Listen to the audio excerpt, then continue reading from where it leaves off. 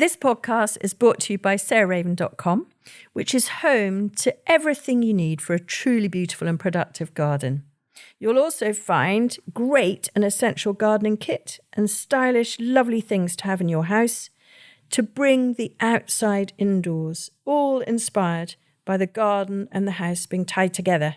There's also plenty of garden inspiration, how-to videos and specialist growing guides. So head over to sarahraven.com today to discover even more.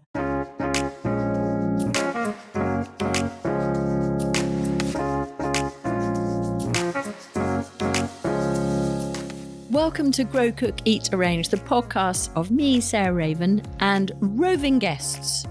A repeated one, including Josie Lewis, who's our head gardener here at Perchell. Welcome back, Josie. Thank you. And I actually thought it might be quite entertaining for us to discuss something that we don't agree on necessarily, or we both have rather divided opinions about, and those are the massive winter and spring flowering bulbs called Amaryllis or Hippeastriums. I'm going to ask Josie, first of all, what she likes and doesn't like about Amaryllis, and then I will also offer my opinion.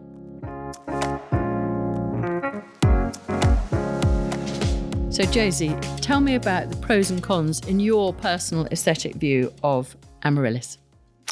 Okay, well, I'd just like to say I was slightly surprised that you asked me to come on and talk about Amaryllis because you know my opinions. They are, I understand why people love them. You can force them in that dark time of year. So even after Christmas, there's a lot going on at Christmas, so you don't necessarily need them flowering then. But after Christmas, I can see why people love them. They're just gorgeous. I think of them, Arthur will appreciate this, as flamingos, the one-legged with a lot of fluff on top. They just don't appeal to me. I think they're just so big and over the top, and whatever you do with them, they look out of place. The leaves are ugly. Okay. It's funny. So I was in my mother's garden this morning, and I was looking at those crinum lilies, those. Yes. So do you dislike those as well for the same reason? Well, in a way, I don't mind those because you can slot them in if you've got sort of a Mediterranean, South African type garden. Okay. There's a place for them. Whereas Amaryllis in your house, really, no. But the only one I would forgive is the spider ones. So they're more delicate, aren't they? But the big trumpet, bright, gaudy reds, thank you. Like Red Lion or whatever. Yes, that's it, yeah. And, people often plant them in singles in pots. And they're just not good. If you can get 3 in a pot, it improves it. And if you can put in an understory of something, that helps as well. What would your understory be? The fern, I suppose, that would put up with the heat, sort of an evergreen, that not something that flowers. You couldn't have anything competing with that, really. Okay. So am I allowed to put their case now? So we're having a debate here, defend Josie. them. So I kind of know what you mean. And do you know what? In lockdown, which was in March 2020, as we all remember, we had a whole lot that suddenly came into flower in March. Because, of course, what I want to tell everyone is that you can force Amaryllis for Christmas, and they have to be cold and then heat treated to force them to come earlier. And there are naturally earlier flowering varieties. But actually, Amaryllis naturally flower at Easter, not Christmas. So they naturally flower in South Africa, where they come from, and I think Mexico, in March and April. Okay, so that's one thing to say. So we are in lockdown.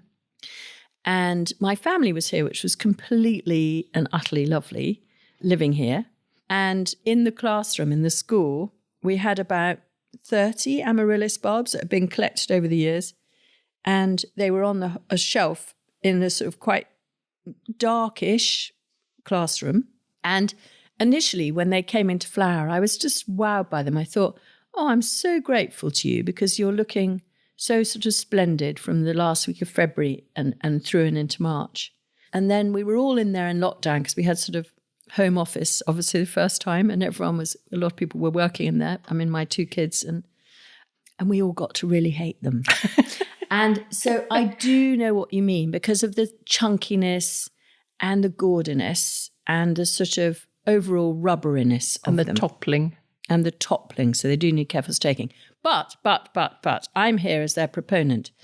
And last February, we were on the road doing our away days, Caroline Neville and Arthur Parkinson and Jemima Reed and I. And we had this bowl that you had planted, a terracotta bowl, with 3 bulbs of Amaryllis nymph, which is a double, which is a cream base and a sort of apricot-y, slightly salmon-y kind of stripe, which sounds not very nice, but actually really beautiful, with quite a lot of green at the centre of the flower. And they were staked with a nest of woven silver birch in this big pot. And we shoved that in the back of the purple van for our away days. And out it came. We put actually bubble wrap around the outside of the silver birch. And out it came, and it made this absolutely magnificent table centre wherever we went. And we just put fairy lights over the silver birch, and we put moss and then dried leaves over the compost surface. And people were just blown away by it, and so was I. It was just amazing. And each stem of the Amaryllis nymph had 3 flower heads at the top at any one time. And each of those flowers lasted about 10 days before they went over. And then we could just remove them, and that would still leave 2. And then when it was down to 1, it didn't look quite so good. But then suddenly from below, another one would erupt, and you get this sort of spear coming up again. And so genuinely, from something like the first away day lot of teaching week in the last week of February until Easter, which I think was early April this year, can't quite remember, we had this incredible table centre from 3 bulbs. And that won me back on Amaryllis, which is why I made you talk about them. Okay. Because I just feel for a certain place, and I completely agree with you, I think 3 is better than 1, which obviously makes it expensive, but makes it more of a show for a hall table, or if you've got a big, long sort of refectory kitchen table, or even 1 bulb in a salad bowl, but made with a nest to make it more into a mini landscape. I think there are few things that can compete with that showiness for February and March. Yes. If you want it indoors. Yeah, Yes. I can't really bring lovely narcissi indoors, can I, and compete with them. Well, good point. Anyway, so those are the pros and cons, I guess. And I agree with you. I love the raggedy, crazy, spidery ones. But do you know what? They have a vase life of about 5 days as opposed to 15 days, or even 20 days with the doubles. Yes. And 12, 15 days with the standard singles. Because they're good for cutting as well, aren't they? They're amazing for cutting. Yes. And there is one thing that if you've heard me talk before, you will know, but with Amaryllis, if you're using them as a cut flower, you must insert a bamboo cane or a stick from the garden or whatever up the hollow and put a rubber band at the end of the stem to stop the stem end splitting and curling up like pig's tails. So they are a very good cut flower. But anyway, let's stop debating. Let's just assume that our listeners either hate them so they've turned off, or they love them and they want to know more facts. Because Josie, you are very good at growing them, even if you're not overly fond of them. Yeah, I do feel obliged to grow them because they are quite a show. So the bigger the bulb you can get hold of, the better it is. And don't throw them away, because each year they'll get bigger and bigger and send up more stalks. The spiders, like Papillo, that I was defending, will send up more. They're shorter stalks, but they'll send up more than the big ones like Mandela. Yeah. So, when we get them in, you can rehydrate the roots. So sit them in shallow water overnight. Okay. And then we pot them in terracotta, because you need that ballast, don't you? Because they're such top-heavy bulbs. Yeah. So you need quite a big pot. But the pot doesn't want to be much wider than the bulb, an inch or so, a couple of fingers width down the side of the bulb. That's all you want around it. And if you're putting 3 in a pot, obviously, cram those in as well. Yeah. And then just plant them in good free-draining, peat-free compost. And have the top third of the bulb poking out above the compost. If you read online, there's quarter out, third out, all sorts of, but we plant them with about a third showing out the top, because you don't want them rotting. They're quite prone to rotting. And then once they're planted, don't overwater them. They need to start forming their roots. Yeah. So leave them quite dry, dry out in between each watering until the leaves start to appear. And then really you treat them like a normal house plant then and water them normally. Yeah, anything else that we need to add about planting them? No, I think that's right. I mean, as Josie says, they are very top heavy. So I think it's the depth of the pot rather than the diameter of the pot that's so important. But I remember, and this is, one doesn't remember very much at my age, but I do remember my twin sister being given an old, I never know which is, you know where you have a jug inside a bowl? They're called a ewer and basin. So I suppose the jug is the ewer. Is that right? Anyway, she was given this really beautiful set from a junk shop, antique shop, from a work colleague. And I remember, and it must have been in her mid-20s. So, this is 35 years ago. I remember this basin filled with 3 Amaryllis bulbs that weren't that deep, because this was a bowl, a shallowish bowl. And they looked absolutely incredible. And I do think, as a sort of Christmas gift, getting a rather beautiful bowl that the person that you're giving it to will keep forever, and the bulbs, which the person will keep forever, because you really, really mustn't chuck them out. And we will move on to what to do once they've finished flowering. But that's the point, is it's just, so I'm banging on for the pro again. I just do think they make a fantastic present. But what was interesting to me is that I'd always thought they needed really quite a deep sort of pot to give them that anchor, really, of their juicy roots. But actually this wasn't in a particularly deep pot. But I suppose the breadth of it sort of was the ballast in a sense. So it was this big bowl. How were those staked then? They had with some kind of twigs around. Yeah. I think that's important, isn't it, to get the twigs in early on before they start to splay out. Anyway, so then once you've got them into flower, and they must be brought inside to do that, mustn't they? They really, I mean, you need to think of them as something that flowers in spring in hot climates. And so I remember when I was on Gardener's World, them telling us that the best place to grow amaryllis, I remember doing an interview at an amaryllis nursery, was on a shelf above a radiator, which, you'd think would be so desiccating. Yes. But to actually push them on to flower early, apparently that's quite a good place to put them. Yes, they do like that, don't they? And they can be in quite a warm window. But once the leaves start and the flower spikes start, then you need to move them away from that, into the centre of a room, really. They'll put up with that sort of filtered light, and start feeding them with something like a tomarite type of food as well, to promote flowering. Yes. If you think about the bowls, there's not much compost around them, really. And I know they have all the food in the bulb, but it just helps them a bit to promote flowering, push them on a bit. And more flower spikes, perhaps. Yes, possibly. Yeah.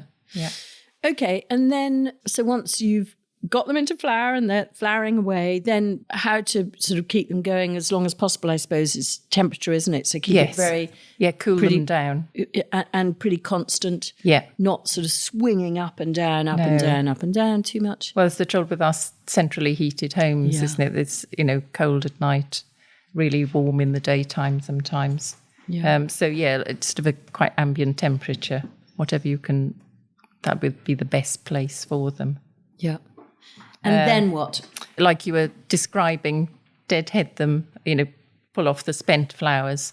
And if the whole bowl, or if it's just an individual, once the flower's gone over completely and there's no more spikes coming, you can leave the stalks, just take the top off, because the stalk is photosynthesizing and building up the bulb as well.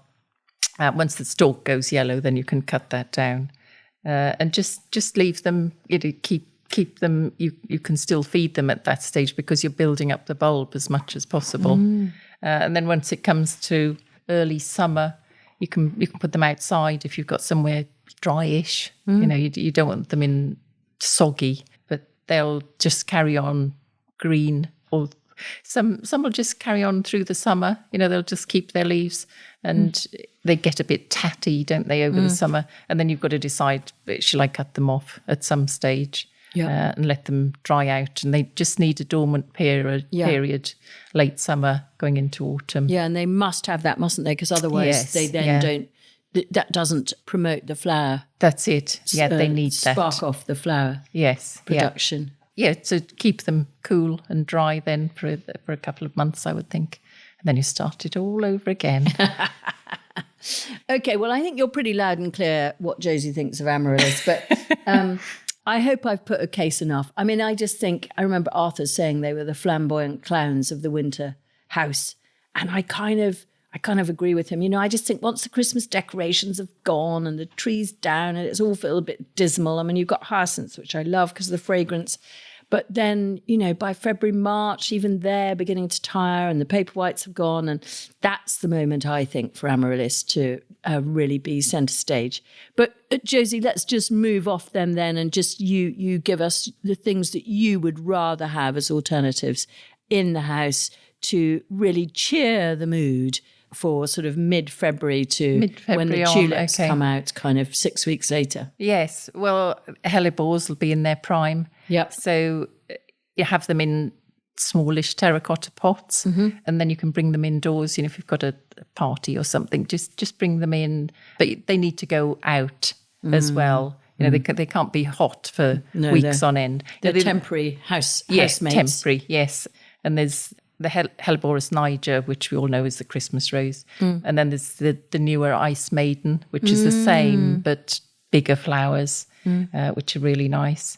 And of course, we always bang on about Merlin and Maestro, don't we? Maestro starts before Christmas, really, and goes on, and then Merlin takes over. They're very beautiful, aren't they? Yeah, and I love Winter Bells, which is the one that I think was bred in Holland about 5 years ago, which has quite a clutch of green bells. Oh, yes, I know. Yes, and, really pretty. I mean, that was bred as a houseplant, but I actually think in the garden it's beautiful too. I'm very keen on that one. And it seems to be a little bit more tolerant of being bought inside. Certainly on bike rides around Amsterdam in the winter, you quite often see window boxes full of winter bells, looking really elegant, actually. Yes. And as you say, they can come in as a houseplant for a bit, but not permanently. Yeah. And it's the same with any of those. I love narcissi. You can bring them in for a little, for a spell inside, but they need to go out. And violas, the same thing. Yeah. You can keep those going all over the winter if they've got somewhere sheltered. They usually have that rest, don't they, when the darkest, coldest bit. But if you've got a porch or somewhere sheltered, they'll keep going on and off. So I obviously like the more delicate things, don't I? You're a delicate viola. Yeah. You're a delicate pansy person. Yes. And Viola cornuta instead of pansies. Yeah. So again, the more delicate version. Yeah, I agree with you. And I actually love polyanthus. I mean, I think there's almost nothing nicer. I mean, it was a Vita Sattva West tip that she would go out into the garden in November and she would dig up clumps of primrose, polyanthus, the ground cover viola called something like Labanotica or something like that. Oh, yeah. Something like that, isn't it? And cowslips that she would have marked that would be dormant, but she would have marked them, snowdrops, hellebores, and she would put them into trays and then put them in cold frames and then one by one as they came. Actually, and she even had a little, almost like an alpine greenhouse that she stored on shelves. And as things were forced into flower, 3 or 4 weeks early by being under glass or being under cover in some form, she'd bring them into the house. And again, just like you say, not for very long, just for a week or so, and then back out to the cold frame to keep going a bit longer and then bring them in. And she would have this moving cast of potted plants. And so if Amaryllis really aren't to your liking, then there are lots and lots of things like that. And, even I really love, we have a wavy edged pot here, a scallop edged pot that we have rosemary prostratus in. Yes, yeah. And I love just bringing that in the winter and maybe putting a candle in the middle of it or whatever, or some fairy lights. It's just nice to have that fresh green, isn't it? And that smell of something exactly inside. Exactly. Yeah. So, there are lots of alternatives. And of course, Lily of the Valley is a classic thing, again, that you can force if you know that you've got a really well-established drift or clump of Lily of the Valley. It tends only to happen in very well-established gardens. But my parents used to have a really massive drift near what was the outside loo. And we would always go to that large patch and dig up just a little clump and put them into 2 or 3 terracotta pots, put them in a cold frame, and that would bring them into flower. I mean, probably 6 to 8 weeks earlier than they were outside. Yes. And that always felt like sort of, almost like a real steal. It was like a real lovely treat, sort of slightly cheating the seasons just by, because of course they're shade plants, but just by, they were happy for that brief period in a pot in quite a dry, sort of brighter environment. Yes, and always nice to, once they've finished, done their bit indoors, then go and plant them back out again. But they go again. Exactly. Very good. Well, thank you, Josie. I think it's always good to have sometimes discuss things. Yes, we don't always agree about everything. No. And that we, I'm sure there are plenty of our listeners who love Amaryllis and probably equal numbers who don't. So maybe it just has got you to think about, are they yours or are they for you or not? But I don't know, for a December Christmas vase, I think it's hard to beat cut Amaryllis, perhaps with a couple, 2 or 3 lilies to give you the scent, because they just last such a long time. So I Christmas in Scotland, there really aren't flower shops for about 4 hours away. And I can take a box flat packed of Amaryllis, undo them, put the bamboo canes in, put them in a vase. And, if I arrive on the 20th of December, they're still looking perfectly okay when I pack up the car after Hogmanay to come south again. And that's why I suppose I've got fond of them, is that they give me something alive. And even if cut for that particular moment in the winter. Thank you, Josie. Okay, pleasure. Thanks so much for listening to Grow Cookie to Range and us chatting about Amaryllis. And next week, I'm joined by our senior horticultural buyer, Gary Newell, and he'll be talking about the best climbers for planting now.